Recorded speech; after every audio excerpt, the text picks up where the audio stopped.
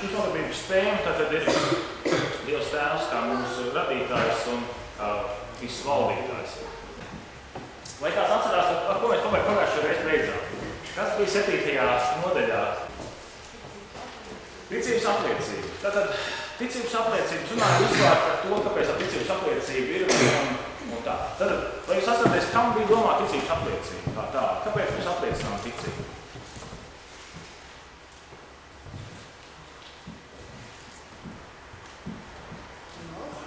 Nu, varbūt no galvas var arī kāds atcerēties, ne gluži valstī.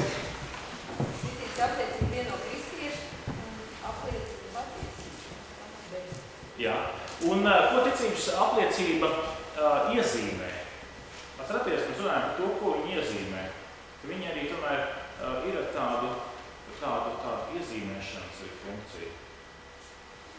Viņi iezīmē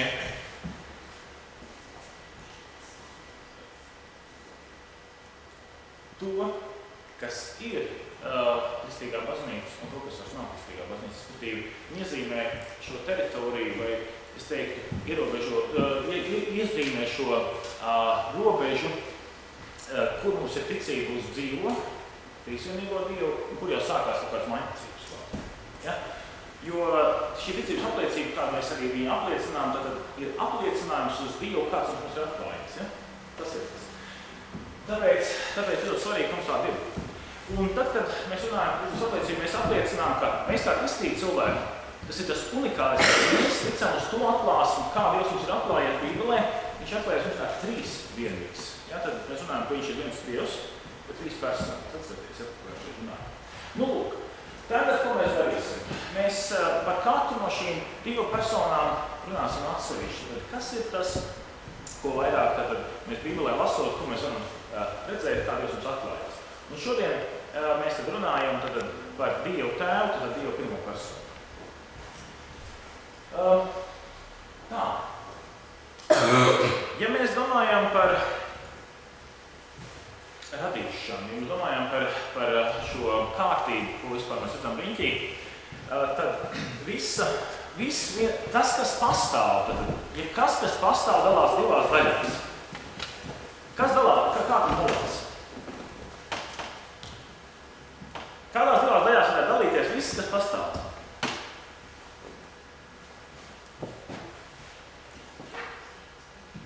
Vai ir kādi varianti? Sakiet skaļāk, lai mēs varam tā jau... Nu, kas pastāv? Vai Dievs pastāv? Vai radītājs? Vai radība pastāv kā radība? Respektīvi, viss, kas pastāv, dalās divās daļās. Radītājā un radībā.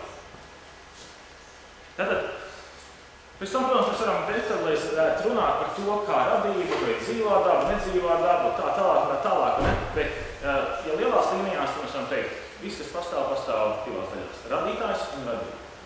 Radītājs kā persona nav tas pats, kas radība. Viņš ir ar savu spēku un savu vārdu to radījis, bet tas vēl nenozīmē to, ka viņš pats ir tajā radībā. Tas nozīmē to, ka mēs ejot pie koka, apkampjot koku, nevaram domāt, ka mēs apkampjam radītāju. Mēs apkampjam radību.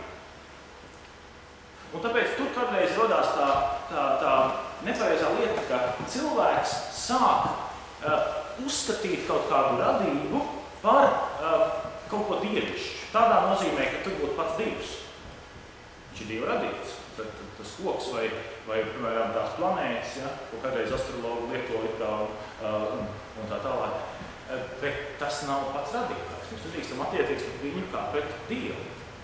Tad tur ir tā pirmā atšķirība, ka mums ir jāsaprot, ka to arī pirmais balss runā, ja, ka nekas no radības nedrīkst ieņemt radītāju vietu. Tur mēs runājam par to.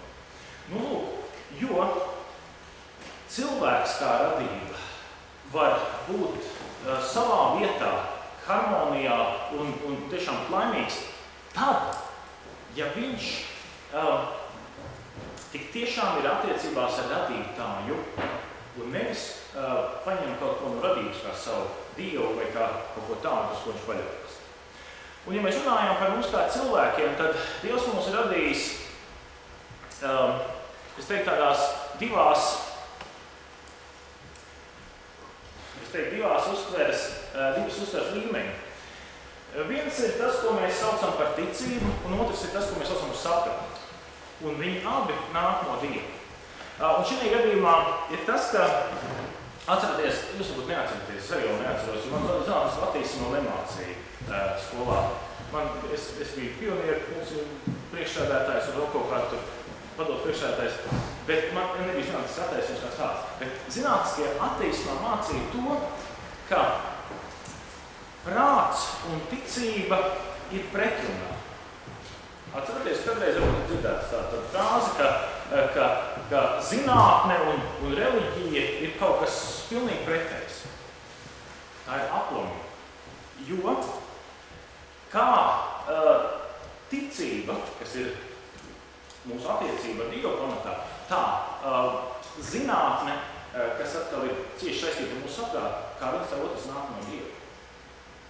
Un šī gadījumā, ja mēs gribam tā labāk saprast šo lietu kārtību, tad mēs varam to saprast tādā veidā, ka ticība ir attiecības ar radītāju. Es teiktu, tā ir tāda, kā es teiktu, tāds zināmas frekvences vai zināmu garumu vilnis, kurā es esmu, un es ar viņu esmu uztvert. Līdzīgi, ka es varam teikt par savu telefonu aparātu, ja es ņemu telefonu aparātu, viņš tik var uztvert to signālu, attiecīgais operators dod šo telefonu. Ja? Tad viņš ir noregulēts un viņš ir iestatīts tā, lai viņš varētu uztvert to zonu, kas ir. Es ne ar projektoru, ne ar datoru, ne ar kādu citu tādu instrumentu, kam nav iespējams uztvert šo signālu, es nevaru uztvert. Līdzīgi tas ir ar ticību. Ticība ir kā tāds unikāls Dieva dots instruments mūsos, tāds uztvērējs mūsos, kas mums ļauj būt attiecībās ar radītāju. Un cilvēks var līdz izmisumam jautāt vispār Dievs ir, vai vispār kā es viņu varu uztvērt, vai kā es viņu varu sanūt. Ja viņam nav šī ticība, kā šis uztvērējs, viņš var tikai nojaust, ka kaut kam vajadzētu būt, bet kā ar viņu lai būt šajās attiecībās, nav nekāda jēga un saprašana. Tātad ticība dot attiecībām ar radītāju. Savukārt saprāts, tātad mūsu spēja domāt, analizēt, izvērtēt, aptvert, tās ir dota, Dievs mums to ir devis, lai mēs varētu pārvaldīt, vai es varētu teikt, attiecībām ar šo horizontālo, respektīvi ar radīto pasauli. Tātad ar to, kas saistās ar visām fizikām, ķīmijām, atomu, daļiņu un visām citām lietām, medicīna un tā tālāk, tur mums ir Dieva dots saprāts. Tātad tā saprāts un ticība nav kaut kā savstarpēji karojoši, bet viņas vienkārši stāv paralēli. Un būtu, es teiktu, vairāk nekā muļķīgi, ja cilvēks, piemēram, teiktu tā, es ar ticību tagad izskaidrošu visas lietas, kas ir ap mani. Apmēram tā. Tā kā es esmu ticīgs, es varu pie ārstiem neiet, medicīna viss ir pilnīgi garām, tā nekāda jēga nav vai kaut kas tāds. Es tikai ar Dievu un viss. Tas ir aplami. Jo medicīna ir zinātne, kas ir prāta dot. Ja? Dievs ir normāli devis, lai izvēlējums mūsu saprātu, lai atklātu, lai izpētītu un tad arī lietot savu zināšanu vai zinātni un pieredzi. Ja? Savukārt, ja saprāts, tagad zinātnieki, piemēram, teiktu, vai mēs mūsu saprāts mēģinātu saprast, kāds tas radītājs ir, vajadzētu viņu izpreparēt, vajadzētu viņu nosvērt, vajadzētu viņu izmērīt, vajadzētu viņu kaut kā atkārtot. Bezjēdzīgi. Tas nevar būt, tāpēc, ka saprāts spēja aptvērt, spēja izanalizēt tikai kaut ko tādu, kas stāv zem viņu. Saprāts nevar izanalizēt to, kas stāv virs viņa, respektīvi radītājs stāv virs radības. Un tāpēc nevar teikt, ka mans prāts, kas kopā ar mani ir tāpat radības sastāvdaļa, varētu izprast radītāju. Ja? Tāpēc tā jāuzmanās, ka kādreiz mēs neieslīgstam paši tādos maldos, ka mēģinām prātu izanalizēt, kāds ir Dievs visādās tādās lietās, bet te pašā laikā ar ticību mēs nekļūstam kā kaut kā, es teiktu, tādi muļķīši, jo ticība nav domāta, lai es varētu kaut kādas šīs te savas lietas pārvaldīt vai mašīnu remontēt ar ticību. Tas tā nav. Tātad, ja mēs domājam par to, ka atceries runājam par Dieva īpašībām, mēs ļoti konkrēti sapratām, ka mīlestība ir viena no šīm raksturīgajām Dieva īpašībām, vai ne? Un šī gadījumā, tad, kad Dievs rada pasauli, viņš to rada to mīlot. Un arī cilvēku, bet Dievs tomēr izvēlējās, ka arī būs cilvēks, viņš viņu radīja pēc savu tēvu līdzības. Tad viņš radīja jau cilvēku par viņu domāju. Un interesanti, ka pašu šo cilvēku, pirmo cilvēku, kad viņš radīja, viņš jau ielika harmoniskā vietā, viņš jau ielika šajā, es teiktu, pasaulē, kurā nekā jau netrūka. Tātad bija koki, bija zvēri, bija putni, bija skaistums, bija laime, ja, tādā nozīmē. Tad Dievs jau radot cilvēku, viņu noliek tajā, lai šī cilvēka dzīvība varētu būt un uzturēt. Līdzīgi es teiktu tā, pasties kaut vai ar bērniņu ieņemšanu. Ar pašu pirmo brīdi, kad bērniņš tiek ieņemts, ap viņu viss mammas ķermenis ir izkārtots tā, lai viņš tur varētu būt mierā, lai viņam tur nekā netrūkt. Māma kādreiz var ciest no kaut kādām, nezinu, viņai trūkst kā vitamīnu vai kaut kas. Viņa var kādreiz, viņas organisms var ciest no tā, ka kaut kas trūkst, un tad viņai var zobi sākt krist ārā, vai tātad būtu visādas lietas, vai ne? Vai, piemēram, ja ir kaut kāds cukuru disbalans, ja, tad bērnam nekā nebūs slikti. Māmas ķermenis var ciest, bet bērnam būs viss, kas ir viņam vajadzīgs, lai viņš varētu būt dzīvs. Ja? Ir normāls viss attīstības, tā tas ir. Dievs, kad ieliek cilvēku, viņš ieliek viņu vidē, lai viss būtu labi. Un šī gadījumā mēs arī varam teikt par to, ka pie normāliem apstākļiem, tur, kur piepildītos Dieva griba, mums nebūtu ciešanas, mums nebūtu slimības, mums nebūtu viss šīs lietas, ko mēs, diemžēl, tagad piedzīvojam. Jo šī radītā pasaule jau ir deformēta, viņa vairs nav tāda, kā Dievs to bija gribējis. Ja? Tāpēc mēs varam par to tikai runāt un domāt, kā tas ir šobrīd. Un tas ir tas, ka arī ticības apliecībām mēs sakām to, ka Dievs ir radītājs, un viņš mūs radot, mūs rada nevis, lai pēc tam pamestu.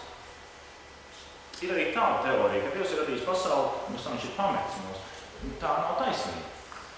Viņš ir radījis mūs, bet viņš joprojām ir ar mums. Un šī gadījumā viņš ir arī dāvājis to, lai es varētu saņemt to, kas man ir vajadzīgs dzīvē un dzīvībai. Un šī gadījumā arī manas attiecības ar radītāju ir vienmēr cieši saistītas ar to, ka man, esot pateicīgam radītājiem par to, kas man ir dots, par darbu, par ēdienu, par apģērbu, par ķermeni, mēs attiecīgi ar šo ķermeni vai ar mūsu darbu, vai nodarbošanos ar spējām, mēs attiecīgi arī rīkosimies kā tādi, kuri to uztver kā mīlestības dāvanu no Dieva. Ja, piemēram, es savu ķermeni uztveru kā Dieva radītu, kā brīnumu, kas ir noticis, tad tomēr es viņu neienīdīšu. Es viņu es nebūšu ar viņu kaunā. Jo kādreiz cilvēks iekrīt kompleksos par to, kāds viņš izskatās vai kā. Kāpēc? Tā nē. Un tāpatās arī kādreiz cilvēks savu ķermeni nomoc kaut vai ar to, ka viņi vienkārši nedod viņam normāli atpūsties, nedod viņam izgulēties. Vai nu līdz kaut kādiem 3 naktī skatās kādu filmu, un pēc tam jau atkal 6 vai 7 ir jābūt augšā un jāiet darbā, un tā tas notiek regulāri. Un tas vienkārši nozīmē to, ka šis ķermenis, kas ir Dieva radība, tiek iztukšots, viņš tiek izsūkts, un tur ļoti ātri pienāk klāt gan slimības, gan depresijas, un viss šīs lietas, kas saistās ar šo pārdomu vai izsīkumu. Un tāpēc arī ļoti labi ir tas, ka mēs tomēr spējam arī visu radīto pasauli, tā skaitā arī sevi pašu, uztvērt tiešām kā Dievu mīlamu, ka Dievs ir mīlējis šo radību, un tāpēc arī mēs to attiecamies. Tāpat tas arī mums kādreiz bērniem mācām, nesitam sunītiem vai kaķītiem. Kāpēc mēs mācām? Mēs mācām nesitiem. Tāpēc, ka tas ir. Tad Dievs ir radījis arī šo dzīvnieku, mīlot. Un kāpēc? Lai es ievainotu kaut ko tādu, ko Dievs mīl? Kaut ko tādu ievainotu. Tad attiecības ar radītāju, ar Dievu, arī veido ar manu izturēšanos un manu šo attieksmi pret visu apkārt. Bet tāpat ar apkārtējo vidi, apkārtējo dabu. Ja es sapratīšu to, ka es ar savu, kaut kādu rīcību varu izdarīt kaut kādu ļaunu apkārtējai dabai, ir ļoti slikti. Jo tas ir ļoti saistīts. Tā apkārtējā daba vai tas mans ķermenis ir dots man par labu. Un ja es viņu iznīcinu, tad es iznīcinu patiesībā to, kas ir labs, un es ātri vien iedzīvošos kaut kādās problēmās. Kā jau tagad, mēs runājam par globālo sasilušanu, visām šīm lietām, patiesībā tas ir ļoti cieši saistīts ar to, ka cilvēks nevis šo apkārtējo radību vai šo pasauli pārvalda ar saprātu, bet viņš viņu eksploatē tādā veidā, kā nevajadzētu. Ja? Un tas ir tas, ka arī kristīgā mācība vienmēr vērš mums atpakaļ pie pareizām attiecībām ar radītāju un pareizām attiecībām arī ar pašiem ar sevi un ar apkārtējo vidi. Tā ir ļoti, ļoti saistība. Un varbūt jūs noteikti skolā kādreiz mācījāties Maslowa piramīdu, vai ne? Esat mācījušies Maslowa piramīdu psiholoģijā vai kaut kā tā? Nē, nav tāds gudrāts. Maslows ir viens no tiem psihologiem, kas bija tā kā nosaucis vārdā un definējis tās saucamās cilvēku vajadzības. Viņš tur bija uzzīmējis tādu kā piramīdu, kur apakšējā daļā bija šīs fiziskās vajadzības, kā ēšana, miegs, dzēršana un tad, respektīvi, kas uztur mūs pie dzīvības. Ja? Tad nāca tur tālāk, nākamā līmenis, kas bija drošība un tā. Tad nāca sociālā dzīve, tad draudzība un tā tālāk. Tad nāca jau intīmāks, ģimenes tās attiecības un tad nāca arī māksla, estētiskais baudījums un pašā augšā bija tas, ko mēs saucām par pašrealizēšanos, ja? Vai tu vispār sevi realizē un tā. Tas bija tā, ka viņš to tā kā nodefinēja. Bet vai kādā tagad mazais katehisms varētu atšķirt? Es redzēju, ka tur bija grāmatas ir, ja? Atšķirt tātad pie pirmā ticības artikula par Dievu tēvu radītāju. Kas tur ir sacīts? Pirmais, tad tur ir sacīts, es ticu uz Dievu tēvu, visu valdītāju, debes un zemes radītāju. Ja? Un tālāk Luters skaidro, kā tad viņš tic. Šī gadījumā tas, ko Luters saka, viņš saka to, ko viņš uz sevi attiecina. Ja?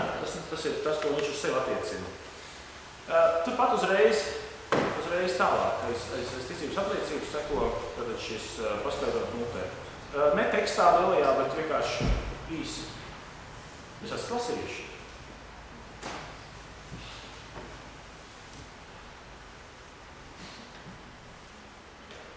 kāds var iedot man grāmatu.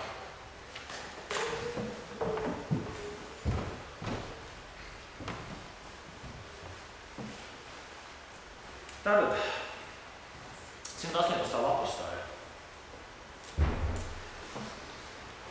Tātad, pirmais artikls. Es ticu uz Dievu Tēvu, visu valdītāju, debesu un zemes radītāju. Un tālāk ir šis jautājums, kas tas ir? Un Luters saka, attiecībā uz sevi, viņš saka, es ticu, ka Dievs man ir radījis ar visu radību.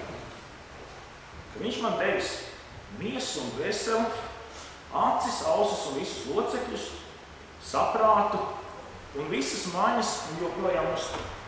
Turklāt apģērbu un apavus, ēdienu un dzērienu, māju un sētu, sievu un bērnus, laupus, lopus un visu pārējo mantu un ar visu, kas šai miesai un dzīvībai ir vajadzīgs. Bagātīgi un dienas man apgādā. Bet visām briesmām aizsargā un no visa ļauna glābj un pasargā. Un to visu viņš dara no tīras, tevišķas, dievišķas labestības un žēlstības. Lai gan neesmu to pelnījis un neesmu tā cienīgs. Par to visu man būs viņam pateikties, viņu slavēt, viņam kalpot un paklausīgam būt. Tas tiešām tiks. Luters šīs vajadzības, ko it kā Maslovs apkopo, jau ir apkopojis mazajā katekismā vairākus 100 gadus iepriekš. Viņš šeit ļoti skaidri jau pasaka to, ka ir kādas pamatvajadzības, kuras Dievs nodrošina. Tātad ēdienu un dzērienu, lauku, respektīvi no kuriem kaut kas var augt, vai ne? Tālāk viņš runā par to, par šo drošību. Viņš saka, ikdienas mani apgādā pret visām briesmām aizsargā un no visa ļauna glābj un pasargā. Tie ir runa par drošību. Ja runa par pasargājumu, runa ir par drošību, tas ir tas pats. Un Dievs to dara. Dievs dod arī to līmeni, kas mums vajadzīgs, lai mēs varētu droši dzīvot un lai būtu uz kā likt savu cerību un balstīties par nākotni vai par pašreizējo situāciju. Tālāk viņš runā par to, ka arī viņš ir devis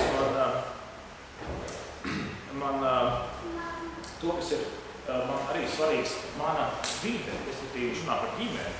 Ģimene kā ļoti svarīgais, ja, tad viņš ir devis šo ģimeni.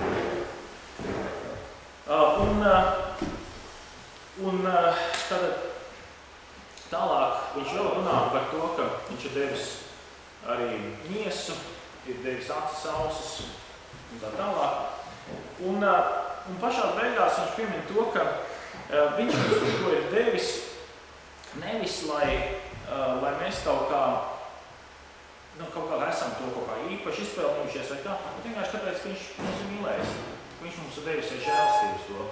Līdzīgi tas ir pie tā, ka, ja kāds, piemēram, mans bērns jautātu man, tēt, kāpēc es esmu tāds piedzimis un kāpēc man ir acis un ausis un tā, man grūti kaut ko paskaidrot, es teiktu, tas taču ir tā, tā tas ir, tas ir vajadzīgs, tāpēc tas ir. Tas ir tā, jo Dievs arī mums dodot to, kas mums ir, viņš mums dod, tāpēc mums tas ir vajadzīgs. Ne jau tāpēc, ka kaut kā es būtu labāk uzvedies vai vēl kaut kā. Mēs arī piedzīvstam bieži vien, bez paša nopērnā. Un tā mūsu realizēšanās, ja mēs domājam par mūsu realizēšanos, tad ļoti svarīgi ir tas, ka mūsu realizēšanās ir jānotiek tajā, ka mēs to visu, ko mēs esam saņēmuši no Dievu kā šo dāvanu, mīlestības dāvanu, mēs lietojam saskaņā ar to, kam Dievs ir devis. Piemēram, ja par savām spējām runājot, ja, tad es arī lietoju šīs savas spējas atbilstošām spējām. Es viņus kaut kur neloku. Ne? Tas ir ļoti svarīgi. Bet pār visam mēs aizjām atpakaļ pie tā paša, ka tā virsotne cilvēkām, kas ir vajadzīga, viņam ir vajadzīga šī iespēja slavēt un pateikties. Viņam ir vajadzīgs šis radītājs, ar ko viņam būtu šajā dialogā, ar ko viņam būtu šajās attiecībās. Tā vienkārši šī mūsu dzīve paliek nepiepildīta. Un ļoti daudz cilvēku, es teiktu, ir nelaimīgi, ne tikai tāpēc, ka varbūt viņiem iztrūkst kaut kādas lietas, kas varbūt vajadzīgs pie dzīves, bet ļoti lielā mērā cilvēki nelaimīgi tur, kur viņiem nav iespēja pateikties Dievam par to, kas ir. Un es esmu saticis cilvēkus, kur tiešām ir nabadzīgi, kuri dzīvo apstākļos, kas teiktu, pat tikai pabrīnīties, kā var izdzīvot. Tad tur nevarētu īpaši runāt par pārticību. Viņiem ir tas kartupels, viņiem ir tas elementārais, ko mēs varētu teikt, lai varētu būt un dzīvot. Un tai pašā laikā, kā viņiem parunājās, viņi ir laimīgi. Es viņos redzu, ka viņi nevis sūkstās par to, ka viņiem tas nav vai tas nav, bet viņi ir pateicīgi. Man ir tas un ir tas un ir tas, un paldies Dievam par to, paldies Dievam par to. Un es redzu to, ka viņu dzīvē tā viņa laime ir balstījusies nevis uz tā, ka viņš ir visu laiku tikai pārmetis par to, kas viņam nav, bet tieši tajā, ka viņš spēj pateikties par to, kas ir. Un es teiktu, tā ir arī tāda kristīga cilvēka attieksme, ka mēs tiešām varam par daudz kaut ko pateikties. Mēs nestaigājam viens apkārt uzpūstiem vēriem aiz bādēm. Nav tā. Kur šorīt nepaiet neko? Kuram nebija nekā, ko šodien apēst? Kuram tagad vēders tā rūc aiz bāda, vai varbūt jau 5 dienas nav ēst? Nav mums tāda. Šobrīd nav. Ir kādā vairāk, kādā mazāk, bet mēs esam pārķibuši. Vai tāpatās, ja mēs sāktu tā uzskaitīt, mums varētu ļoti daudz par ko pateikties. Un tas ir tas, ko arī Luters saka, par to mums būs viņu slavēt, viņam pateikties un paklausīt. Tā atgriežoties atpakaļ tagad pie tā, kā mēs arī saprotam, viņš to dara par Dievu. Dievs mums to visu ir devis, nevis lai jūs padarītu atkarības. Tādā nozīmē, lai mēs tagad justos svainīgi, ka kādreiz cilvēki tā dara, ne? Viņi dod tev kaut ko, ja? Un tad beigās saka, es taču tev devu, kāpēc? Tagad man tā, Nē, Dievs tā nerīkojās, viņš nemanipulē. To, ko viņš dod aiz mīlestības, un vienīgā motivācija, kas viņam ir mīlestība. Nav tu citu aprēķinu. Un par to, ka viņš mūs mīl bez nosacījuma, par to mēs varam viņu mīlēt bez nosacījuma atpakaļ. Mums nav jābūt tādā ziņā kā vergiem, bet mēs varam būt kā priecīgi un pateicīgi vergi. Tur ir būtiski atšķirība. Un mēs tālāk, arī tad, kad runāsim jau par Dievu otro personu, Dievu arī trešo personu, mēs jau runāsim arī par to, kā vēl izpaužās šī mīlestība un kā vēl tālāk šī mīlestība var iet un viņi izpaužās dažādi. Bet šodien mēs runājam tieši par to, kā viņi izpaužās caur to, ka viņš ir radījis pasauli un ka viņš ir šim brīdim uzturējis. Un tā uzturēšana tiešām ir dažādās. Viņi ir gan caur to, ka Dievs iedibināja dažādas likuma sakarības, kā piemēram